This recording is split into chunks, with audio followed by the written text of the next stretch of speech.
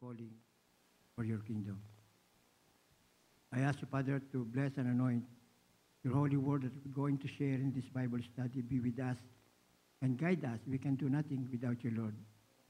I also ask you, Father, to bless and anoint every single word that will come out from my lips, and let it be a blessing to each and every one of us. Lord, fill us all with your Holy Spirit and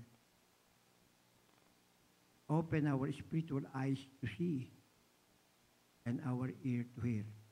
Give us all wisdom, comprehend, and understand your holy word. This is, we pray, in your holy and mighty name, our Lord Jesus Christ.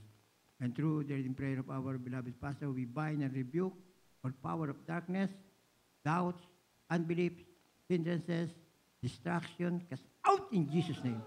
Amen. Hallelujah. Praise the Lord. Puri po ang ating mahal na Panginoon. Hallelujah. Praise the Lord. First and foremost, I would like to give the highest praise, the highest worship, the highest glory, and everlasting thanksgiving to our Lord of Lords, King of Kings, ever dearest Jesus. Hallelujah. Praise the Lord. And I would like also to give my double honor to our beloved parents in the Lord.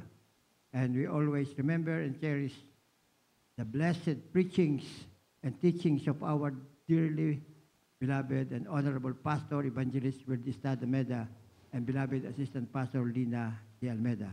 Hallelujah. Praise the Lord.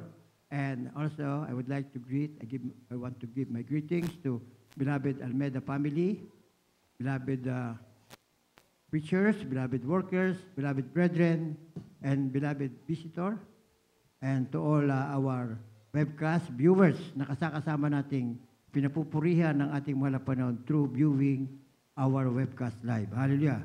Praise the Lord.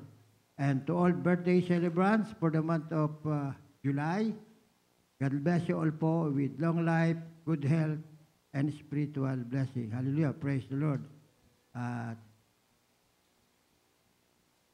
Hindi ko na pabanggitin. Madami.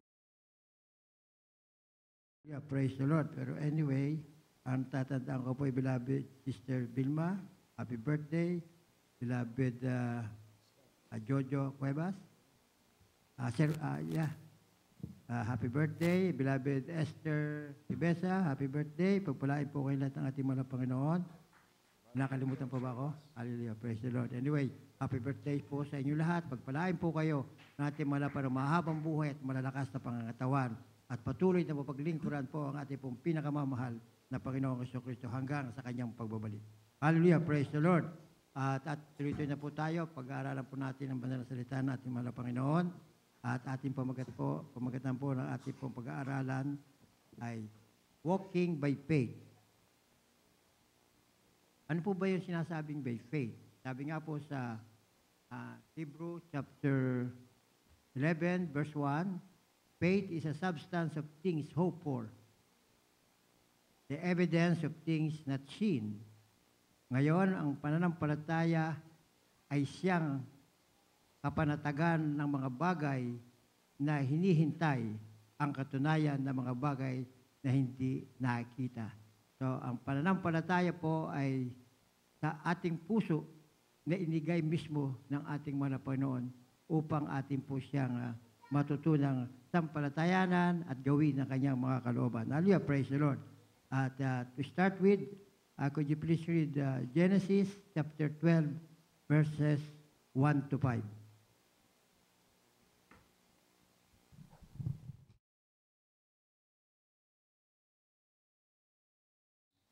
Chapter 12, verse 1 to 5. Now the Lord had said unto Abram, Get thee out of the country, and from thy kindred, and from thy father's house, unto a land that I will shew thee. And I will make of thee great nation, and I will bless thee, and make thy name great, and thou shalt be a blessing. And I will bless them that bless thee, and curse him that curseth thee. And in thee shall all families of the earth be blessed. So Abram departed, and as the Lord had spoken unto him, and Lot went with him. And Abram was 75 years old when he departed out of Haran. And Abram took Sarai his wife, and Lot his father's son, and their substance that he had gathered, and the souls that he had gotten in Haran.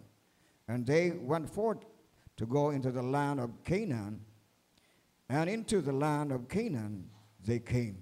Amen. Praise the Lord. Tagalog. Sa aklat ng Henesis talatang 12, versikulo 1 hanggang 5. Sinabi nga ng Panginoon kay Abraham, umalis ka sa iyong lupain at ang iyong mga kamag-anak at sa bahay ng iyong ama na ikaw ay pasalupaing tinuturo ko sa iyo. 2, at gagawin kitang isang malaking bansa at ikaw ay aking pagpapalain at pagdadakilain ko ang iyong pangalan at ikaw ay magiging isang kapalaran. 3, at pagpapalain ko ang mga magpapala sa iyo at susumpain ko ang mga susumpa sa iyo at pagpapalain sa iyo ang lahat ng angkan sa lupa. 4, kaya't yumaon si Abram ayon sa sinabi sa kanya ng Panginoon, at si Lot ay sumama sa kanya. At si Abram ay may 75 taon nang umalis sa Haran. 5, isinama ni Abram si Sarai na kanyang asawa at si Lot na anak ng kanyang kapatid at ang lahat ng mga pag-aaring kanilang natipon at ang mga taong kanilang nakuha sa Haran at nagsialis upang pasalupain sa Kanaan at dumating sa lupain ng Kanaan. Amen. Amen. Parin po ang banal na salita ng ating mga Panginoon. God bless you po, beloved preachers, for reading the Holy Word of our Lord and God. Ating pong palakpakan po, isang malakas sa palakpak po ang ating pong pinakamamahal na Panginoon sa Kristo. Hallelujah, praise the Lord. Hallelujah, praise the Lord. Si Abraham po ang, kung tawagin ni Father of every nation, Father of faith. Bakit po ba naging pangalan ni Abraham ay Father of faith? Dahil po sa kanyang mga naging karanasan ay natutunan niyang huwag matubili o talagang sumunod sa kautusan ng ating mahal na Panginoon. Kung mapapansin po natin sa ating binasang bersikulo, nangusap ang mahal na Panginoon kay Abraham na pumunta sa Kanaan at sinabi na iwanan ng kanyang pamilya, dalhin ang kanyang mga ari-arian at siya ay pumunta sa Kanaan. Nagkaroon ng pagkakamali dito si Abraham dahil hindi niya sinunod ang utos ng ating mahal na Panginoon. Ano hindi pagkakasunod doon? Nang isama niya si Lot na kanyang kamag-ambili ng ating mahal na Panginoon noong una sa unang bersikulo, ay iwan ng lahat ng kamag-anak dahil lamang yung kanyang mga pag-aari. So, doon nag-umpisa na matutunan ni Abraham na pag may mali siyang ginawa, ay may palo na mangyayari sa kanya sa bandang huli.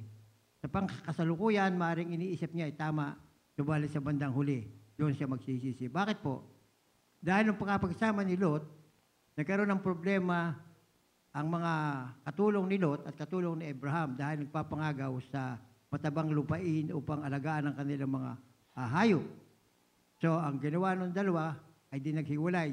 Si Lot napapunta sa, ano ba yung lugar na sinunog ng mahal na Panginoon? Sa Sodom and Gomorrah. Doon siya napapunta dahil yun ay masaganang lupain. Samantalang si Abraham ay nagpunta sa malayong lugar na naghanap siya na kung saan may mapapakain ng kanyang mga inayupat. Merong saganang lupa. Kaya nga po, yan na nangyari. At si Lot, kung namuhay sa Sodom and Gomorrah, at doon nga po, di ba, ang Sodom at Gomorrah ay sinunog ng ating minahal Panginoon at ligtas lamang doon ay yung mag-anak ni Lot, pero naiwan yung kanyang asawa dahil lumingon ang bili ng mga Panginoon, ng mga anghel, huwag kang lilingon pag kayo umalis na. Subalit lumingon yung asawa ni Abraham, ni Lot, umilingon, naging asin. At yun ang nakasama lang ang kanyang dalawang anak. So, kung ating titingnan na kapag hindi natin natalima ang sunod na utos according to His will, according to His word, may nangyayaring hindi maganda. Then, pumunta si mahal na Panginoon, nakausap po si Abraham. Sinabi kay Abraham na, ikaw ay magiging ama ng lahat ng bansa na maraming kinapal. Napakinggan ni Sarah, tumawa si Sarah dahil noong mga panahon ngayon, may edad na sila, ay hindi na alam niya na hindi na siya magkakaanak. So nangyari nga, hindi man umik si Abraham. Ang nangyari, pagdating nung hindi nagkakaanak pa, ang ginawa ni Sarah, ay pinasipingan kay Abraham yung kanyang katulong na Ehipto. So nagkaanak doon si Abraham, si Ismael. Tapos, nung ipanganak, nung magbuntis na si Sarah para kay Isaac, ay umalis na si Ismael kasama yung kanyang ina doon sa lugar ni Abraham dahil nagkakaroon ng problema. So, dumating ang puntos na alam ba ninyo na sa mga oras, sandaling ito, hanggang sa oras na ito, yung mga siblings o yung mga kamag-anak ni Ismael at kamag-anak ni Isaac ang siya nag-aaway sa Middle East. Kaya laging mayroong gera, yun ang nagiging away. So, nung ipanganak si Isaac, matagal bago na ipanganak si Isaac, 90 years old na si Sarah at 100 years old naman si Abraham. Subalit, sinubukan ulit siya ng ating mahal na Panginoon na ihandog si Abraham pa si Isaac. Hindi siya nag-atubili. Talagang dinala niya, isinama niya yung kanya ilang katulong, tapos silang mag-ama at pumunta sila upang sa isang ginawang altar upang doon isakripisyo si Isaac. At nung sasaksakin na ni Abraham si Isaac, nangusap ang anghel, huwag mong gawin yan. At yun, nag-provide ang mahal na Panginoon ng ng lupang ata kung ano yung provide yun ang kanila isakripisyo. Kaya, mga minamahal, paano natin malalaman ang salita ng Diyos kung hindi natin babasahin ang banal na kasulatan? Kaya po napakahalaga na tayo po ay magbabasa ng ating banal na kasulatan. The moment we trust Jesus as Lord and Savior, we enter into a life of faith. Sa makatuwid po ang in other words, we live by the assurance that God, who He says and will do everything He promises. Meron pong katiyakan sa ang salita ng ating mahal na Panginoon at ito'y gagamitin upang pagpalain ng bawat isa. Hallelujah! Praise the Lord! Sa madaling salita, nabubuhay tayo sa pamamagitan ng katiyakan na ang salita ng ating mahal na Panginoon ay tunay at gagawin ang lahat ng kanyang ipinangako. So lahat ng ipinangako ng mahal na Panginoon na matutuklasan natin sa banal na kasulatan at mapapakinggan din natin sa pangangaral sa loob ng panambahan na ang pangako ng ating mahal na Panginoon kailanman ay hindi masisira. Laging ang pwedeng asahan at talagang dapat nating asahan ang pangako ng ating mahal na Panginoon. Ang kaligtasan ay madalian. Ngunit ito ay tumatagal ng habang buhay upang matuto at lumago bilang isang mananampalataya. Dahil bilang nung ating tanggapin ng ating mahal na Panginoong Jesucristo bilang Diyos at sariling tagapagligtas, ito po ay utos ng ating mahal na Panginoon. Inutos po yan sa John chapter 3 verses 3 to, pisa natin ng John 1 to 5. 3, 1 to 5. O na lang po magbabasa, kung pwedeng ilagay doon sa taas, para po ating mapag-aralan ng gusto po ito. Hallelujah, praise the Lord.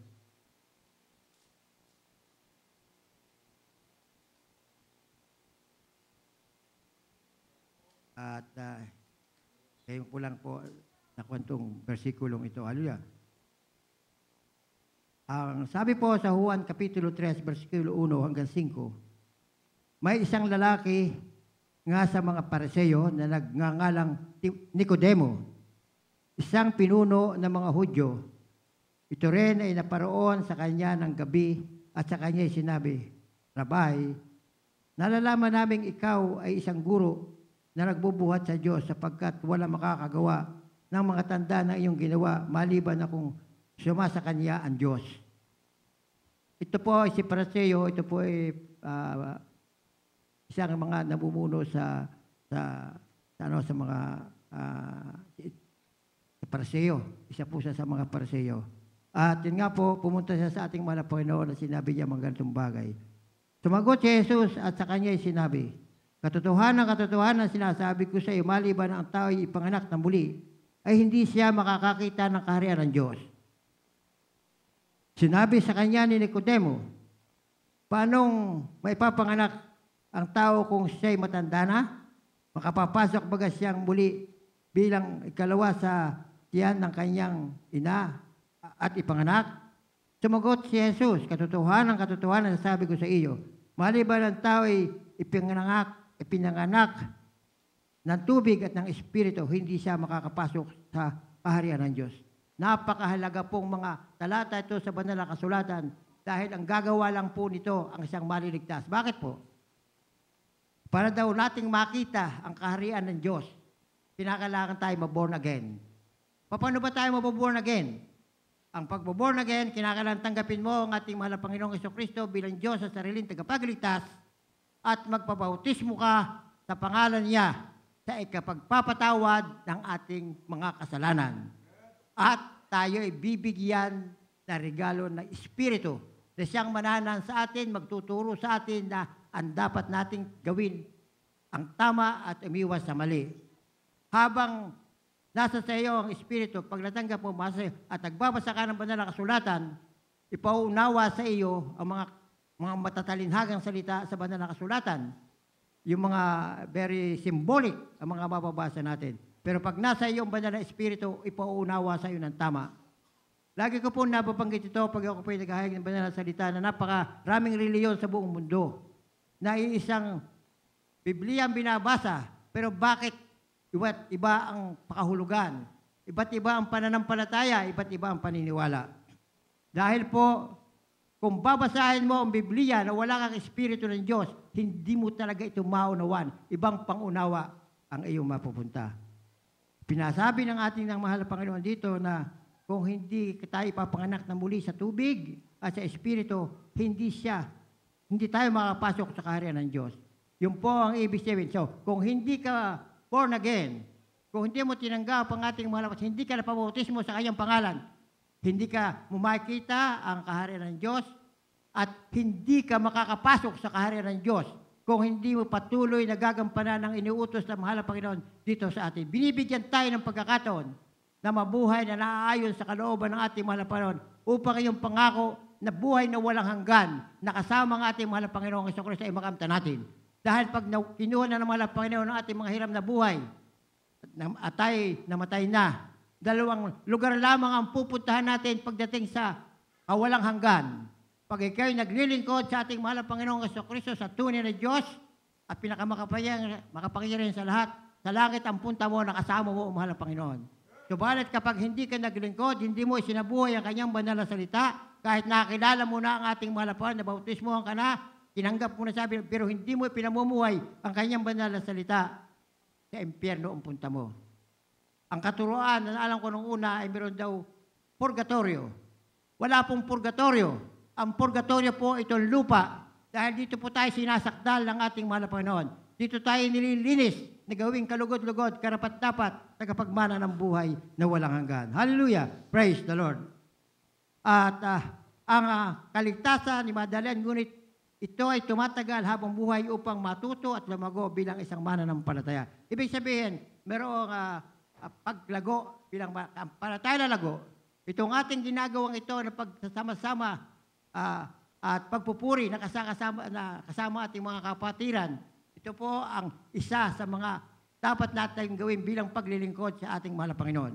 Yung pong ating mga paghahayag po ng mga patutuan ng mga kamahamang buhay na ginawa sa ng ating mahal na Panginoon. Ito po isang bagay din na kasama sa pagpapalakas po ng ating pananampalataya, pinahayag at nagpapasalamat tayo sa ating mahal na Panginoon sa mga pagpapalang ating nakamtan. Hallelujah, praise the Lord. Dito natin matututunan kung paano tayo mabuhay ng tama, kung paano natin pahulugan ng mga banal na kasulatan. Madalit sabi, ang ginagawa po natin sa araw na ito, sa oras na ito, na tayo sa masa, wala tayong ginagawa kundi mapaluguran lamang ang ating mahal na Panginoon. At kapag napaluguran natin ang ating mahal na Panginoon, nasa pa lamang na ating puso ay pagkakalob. Sabi nga po sa 15:7 ng John, pag ikaw ay mananatili sa aking salita, ay mananatili sa iyo. Humingi ka ng kahit anong bagay at ito'y pagkakaloob sa iyo. Hallelujah, praise the Lord. Kailangan ipakita natin pag-ibig sa ating mahal sa pamamagitan ng pagsunod sa kanyang kautusan. Sabi nga po sa John 14:15, if you love me, keep my commandment. Kaya kung pakita natin ang ating pag-ibig sa Diyos, pag tumatalima tayo sa kautusan ng ating mahal. Itong pagsasama-sama natin ito, iniutos din sa atin ng ating mahal na Panginoon. Sa Hebreo 10:25, na huwag daw natin pababayaan natin pagtitipong katulad dito, mag-aralan sa isa-isa habang nalalaman natin, nalalapit na ang mga araw. Tunay nga po na ang pagbabalik ng ating mahal na Panginoon malapit na. Sa ating pong napapakinggan, nababalita at nakikita sa buong sanlibutan sa oras sandaling ito. Yan po ay nasa banal na kasulatan na yan daw po mga palatandaan na babalik na ating mahal na Panginoon. So, pinibigyan tayo ng pagkakataon pa ng ating mahal na Panginoon para tayo makasama niya sa buhay. Gawin natin ang ating dapat gawin bilang isang mananampalataya. At ang ating ginagawa sa ngayon para espiritual. Yung ating pong mga pangsarili, kalimutan na natin.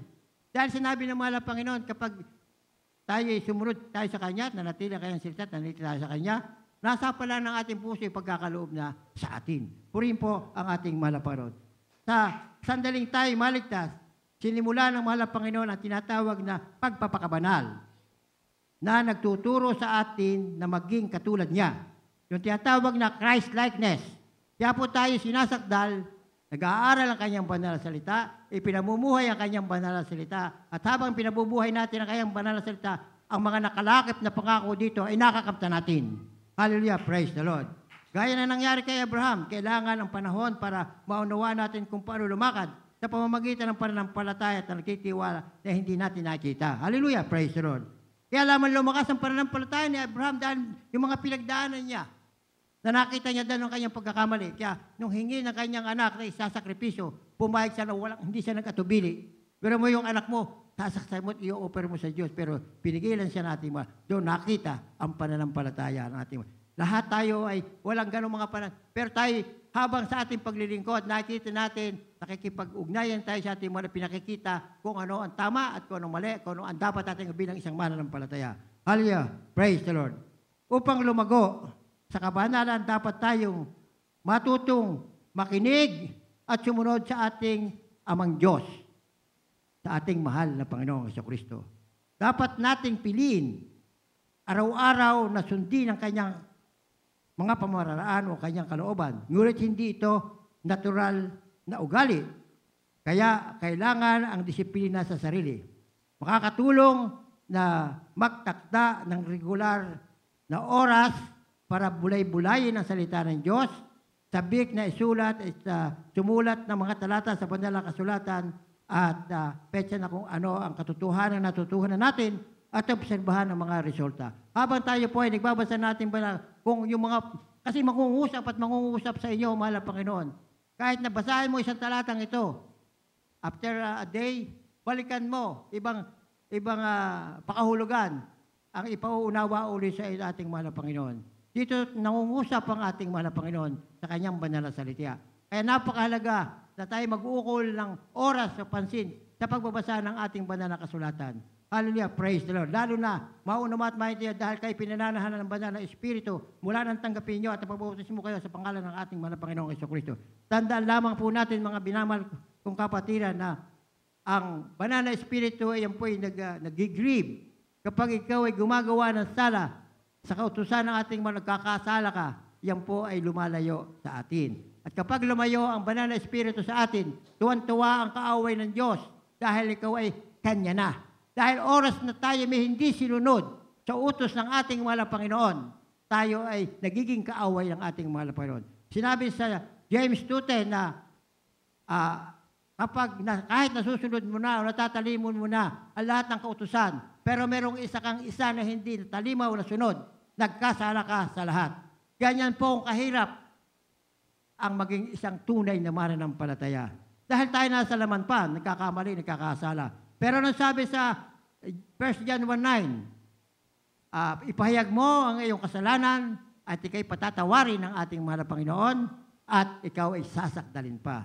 Ganyan ang pag-ibig ng mahal na Panginoon sa atin. Ibinuhis niya ang kanyang buhay, alang-alang sa ating mga makakasalanan kung siya ating tatanggapin.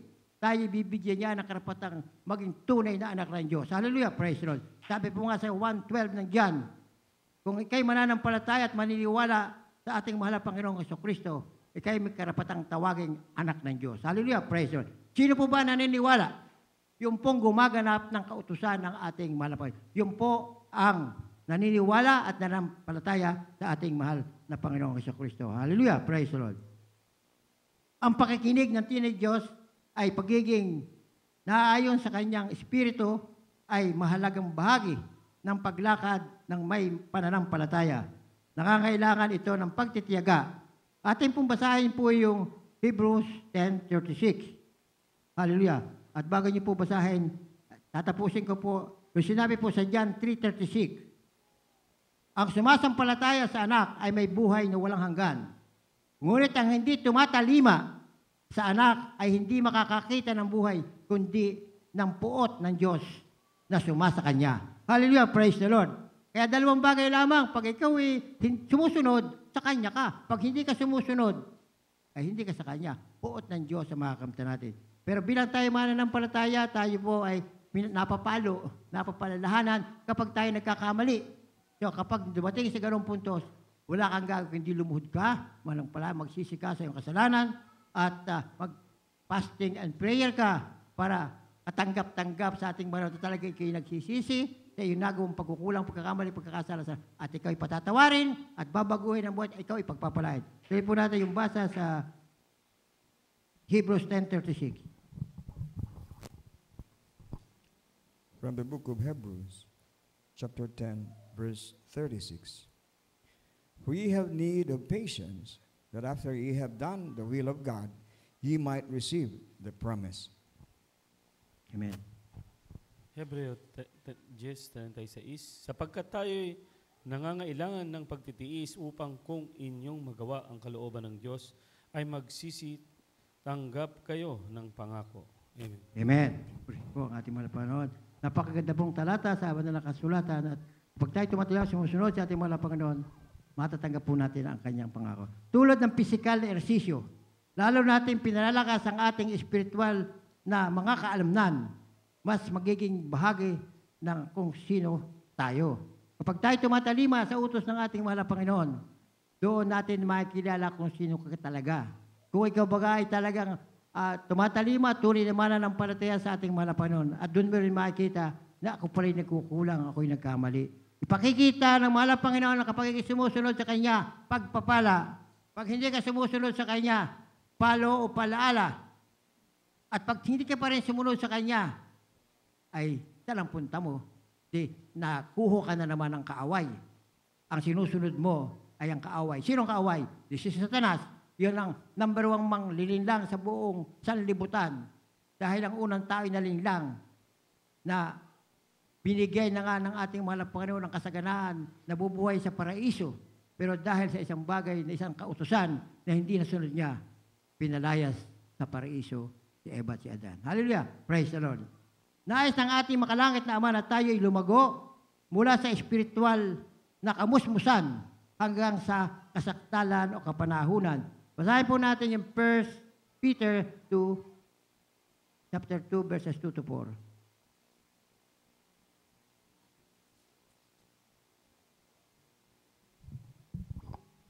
From the book of 1 Peter, chapter 2, verse 2 to 4.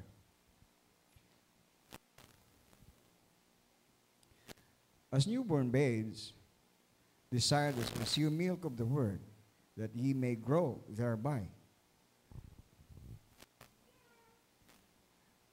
If so be ye have tasted that the Lord is gracious, to whom coming as unto a living stone, be swallowed indeed of men, but chosen of God and precious.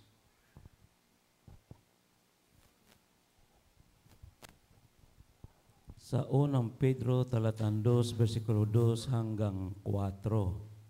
2. Gaya ng mga sanggol na bagong panganak, ay naisin ninyo ang gatas na walang daya na ukol sa Espiritu upang sa pamamagitan nito'y magsilago kayo sa ikaliligtas. 3. Kung inyong napagkilala na ang Panginoon ay mapagbiyaya.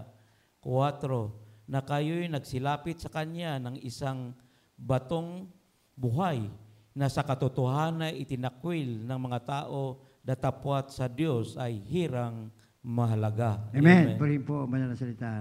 Muli po natin palakpakan po ang ating po pinakamamahal na Panginoon sa Kristo sa Kanya. Banal na salita na pinarating po sa bawat isa. Napag-usapan lang natin at tungkol sa disiplina sa pakikinig sa Diyos. Tingnan natin ang ilang higit pang mga kasanayan na kinakailangan para sa pumuhay ng pananampalataya. Ating pong basahin yung Hebrews 5:12 to 14. 3 verses po.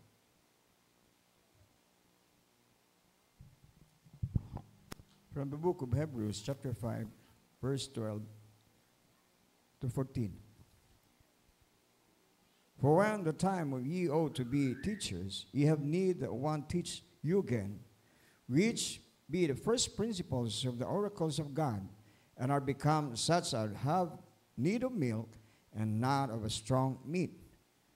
For everyone that useth milk is unskillful in the word of righteousness, for he is a babe. But strong meat belongeth to them that are full of age, even those by reason of use have their senses exercised to discern both good and evil. Amen.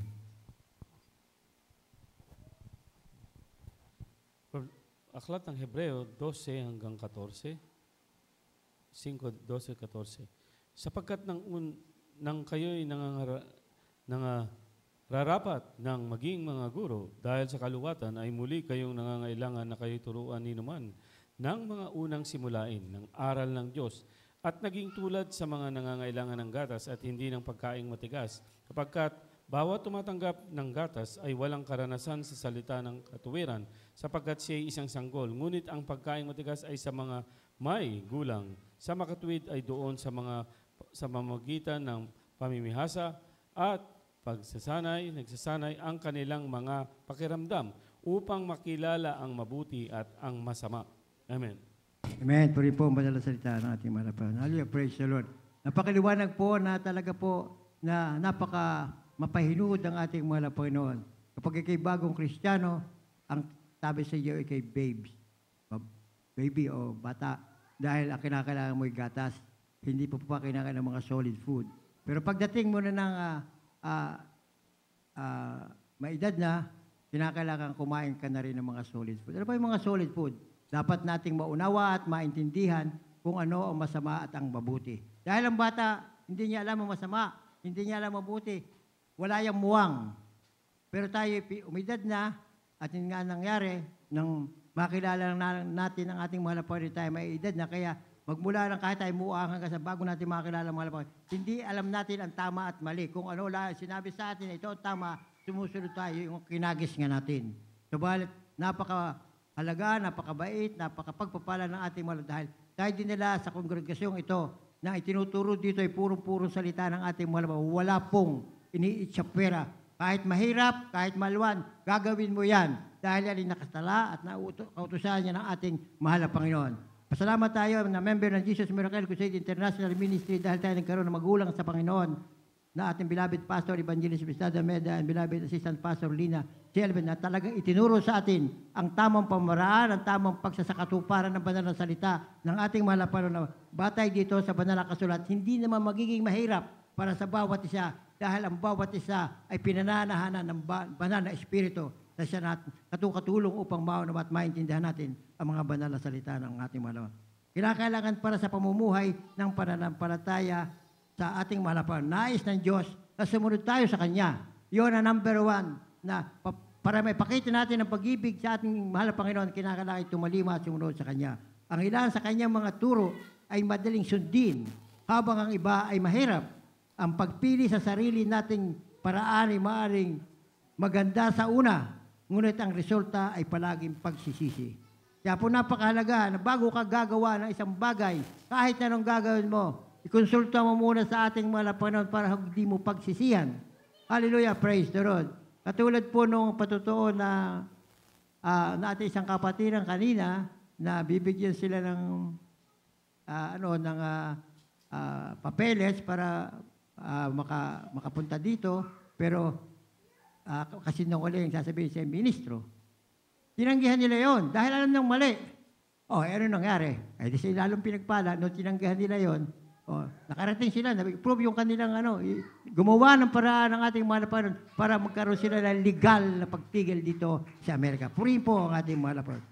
Sa kabilang banda, ang bawat pagkilos ng pagsunod o mga sumusunod ay nagpapatibay sa pananampalataya. Hallelujah, praise the Lord. Katulad minsan, may nagpatotoo dito na naiwan yung susi ng bahay nila sa loob. Ay sarado, inaisara nila. Nung sila papasok, ay hindi mabuksan. Anong ginawa? Doon nalangin. Pagkilikulay, nabuksan. Pinisip ko, nangyari din sa akin yan. Umalis ako sa bahay, naiwan ko yung susi ko sa loob ng bahay, nailak ko. Ay nag-iisa si Tessie doon sa loob. Paano gagawin ko? Tinatawagan ko, hindi naman ako mapakinggan. Alam yung ginawa ko? Kung anong ginawa ng kapatid na ngayon, ako yung nanalangin.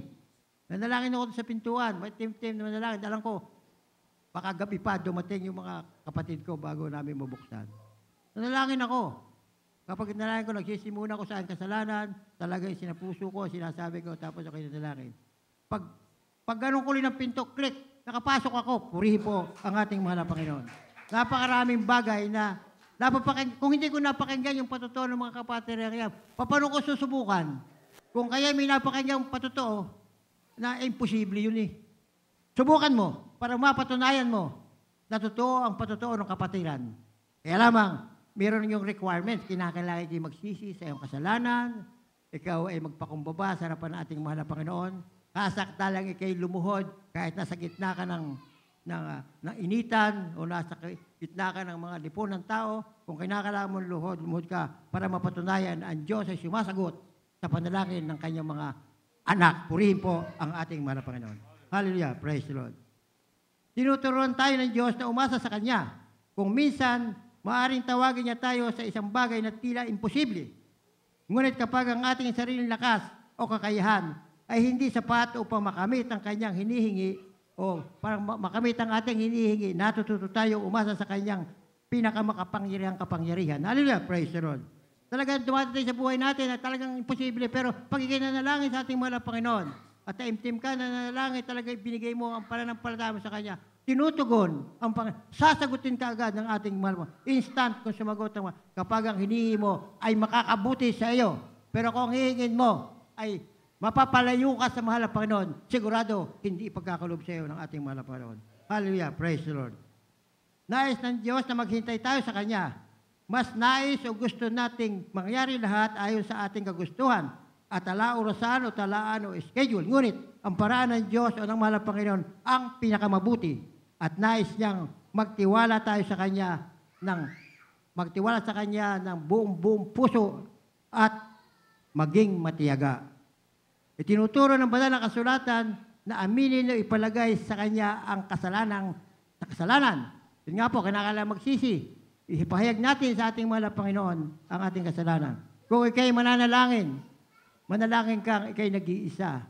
Hindi, pinagsabi rin dito sa banal na kasulatan na kung ikay manalangin ng malakas na kailangan nalalangin para mapakinggan ng mga nakalapit mo, ay hindi ito tinutuga. Ang kinakailangan taimtim na pananalangin.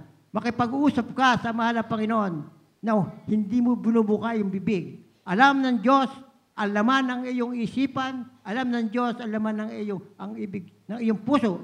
Kaya kung taimtim mong gagawin yon, ang pinapanalangin mo na patawad ka sa iyong kasalanan, patatawarin ka. Dapat tayo magsisi at matuto mula sa ating mga maling hakbang.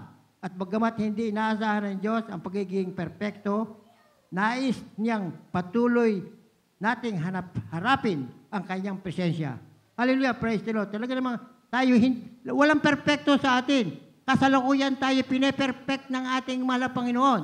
Kaya tayo dumadaan sa maraming mga pagsubok. Tinitingnan ng ating mahal kung talagang kayo umaasa sa Kanya.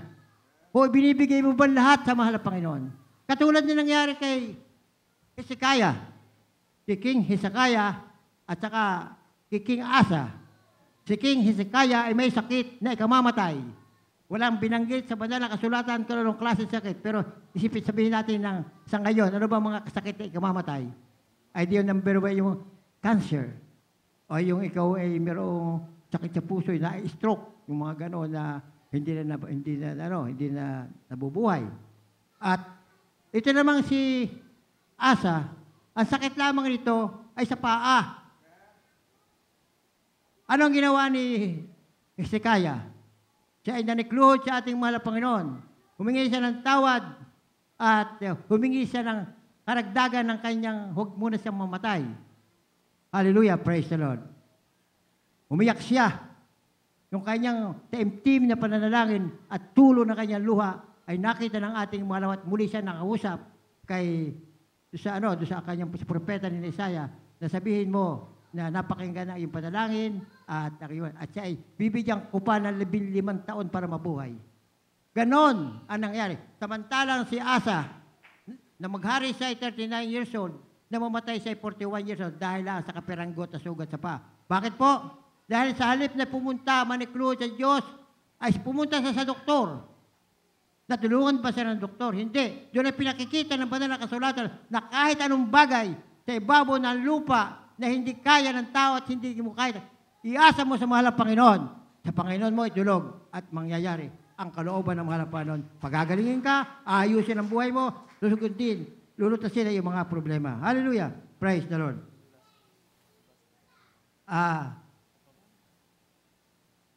Dahil dito, pinadala niya ang kanyang banal. Yun nga po, magsisi, matuto, pagiging perfecto na niyang patuloy nating harapin ang kanyang presensya. Ang ating mga pagmahal na Ama ay nananabik na ang bawat mananampalataya ay magkaroon ng sagana, makabuluhang buhay sa Kanya. Dahil dito, pinadala niya ang kanyang banal na Espiritu upang manahan sa bawat mananampalataya, magbigay ng kasangkapan. Yung para ikaw ini-equip ka ng ating mahal na Panginoon. Dahil may mga tao na tinatawag para maglingkod sa ating mahal na Panginoon. Binibigyan ng pagkakataon, subalit ayaw nila dahil wala siya. Katulad ni Moses. Pinapupunta siya sa Egypto para sabihin kay Pero na aalis sila ayaw payagan. O anong ginawa? Sabi nga ni Moses, hindi po ako magaling magsalita. Pinasamahan sa kay Aaron nagsasalita. Hallelujah, praise the Lord. Kaya po, may mga paraan ng ating mahal na Panginoon. Kapag ikay tinawag, gampanan mo ang paraang nais sa iyo ng ating katulong mo. Hingin mo sa mahal na Panginoon. Kailan pa man, hindi niya tayo pababayaan. Hallelujah, praise the Lord. Hallelujah, praise. Magbigay ng kasangkapan at magbigay ng kapangyarihan sa kanyang minamahal na mga anak upang maabot ang kanilang bigay Diyos na potensyal. Yung bigay Diyos na potensyal, yung po ang grace na pinagkaloob sa atin ng pananampalataya, ang pinagkaloob nang tanggapin natin ang ating mahal na Panginoon, hindi dahil sa ating pananampalataya. Tayo pinatawad ng ating mahal na Panginoon. Dahil yun ay biyaya para sa atin na tumatanggap at tinatanggap ang ating mahal na Panginoon bilang Diyos sa rin tayo. Hallelujah, praise the Lord. Purihin po ang ating mahal na Panginoon at ating pong awitan ay isang makalangit na awitin po ang ating pinakamamahal na Panginoong Kristo. Hallelujah, praise the Lord.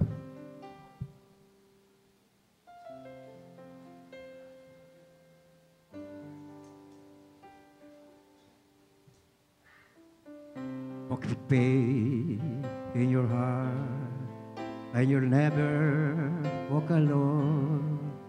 For the faith in your heart, the world is yours to hold. You'll never will grieve if within you believe and walk with faith in your